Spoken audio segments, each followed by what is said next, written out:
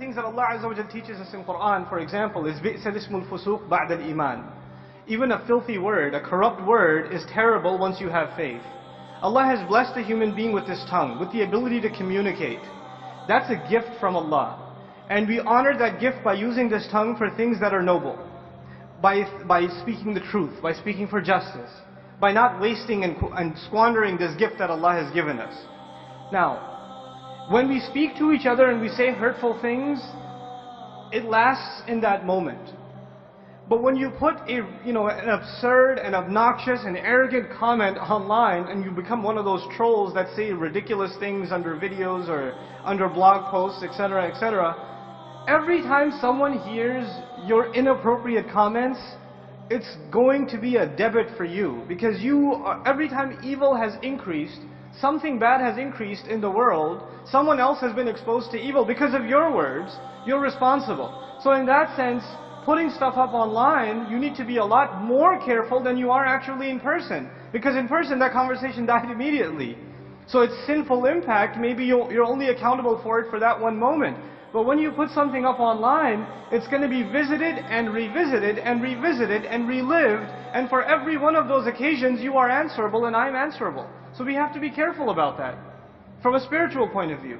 The next thing I want to talk about is just, Allah Azza wa Jalla, He gives us certain social principles. Those principles, they applied in a society in Medina, and they apply in the United States in 2011, and they will apply 50 years from now. The ethical principles are universal and they're timeless. And some of those principles are things like not making fun of others. لا يسخر قوم من قوم عسى أن يكونوا خيرا منهم ولا نساء من نساء عسى أن يكون خيرا منهن. Don't make fun of each other. Maybe they're better than you. Don't let women make fun of other women. Maybe they're better than them. Don't call each other names. لا تلمزوا أنفسكم ولا تنابزوا بالألقاب. Don't accuse people of other things. Don't call each other all kinds of names. Now, if you put that as your constitution, your ethical code, your charter, this is how I'm gonna behave online, it would probably cut down 95% of your interaction. Not making fun of people. What else do you do on Facebook? Not accusing someone of something, not commenting on somebody's photo and say, "What were you wearing? God." Etc. That's all we do is poke fun at each other. That's 90% of the interaction. That's kind of the reason I got off of it, because all I was getting was just ridiculous stuff. But I've been remotivated to jump in again. Jazakallahu khairan. Then there's of course etiquette in discourse. When the Messenger sallallahu alaihi wasallam would hear the most obnoxious speech, Allah Azza wa Jalla had taught him etiquette. Respond, but respond in a cool, calm, collected, logical and patient fashion. What do? Some video gets posted, somebody who's paid or whatever says, "You Muslims are all terrorists," and some other troll gets on, "Oh yeah, we are terrorists, we're going to kill you."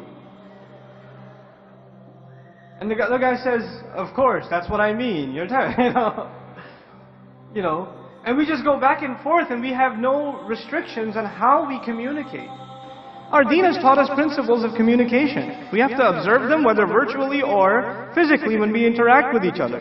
It's no different. So we have to, if we just keep these few things in mind, just these few things, then I think we can have a lot healthier discourse.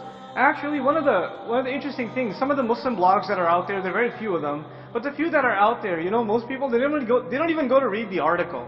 You know what they go for? Oh my God, that's the subject, I want to read the comments. And there'll be like 30 pages of comments and back and forth and insults, and you go, "Oh snap, what's he going to say now?"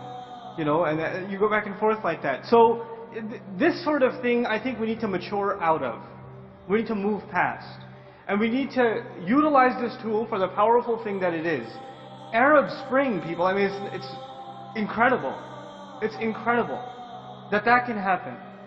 And what the potentials are for what we can do, the kinds of campaigns we can launch, Muslims can launch, for very particular kinds of conversations online, the potential is just enormous. It really is. But it requires all of us to really get our act together. I really commend the successful bloggers out there. I commend the successful YouTubers out there. People like Baba Ali. I respect that a lot. Because we do need that kind of creativity.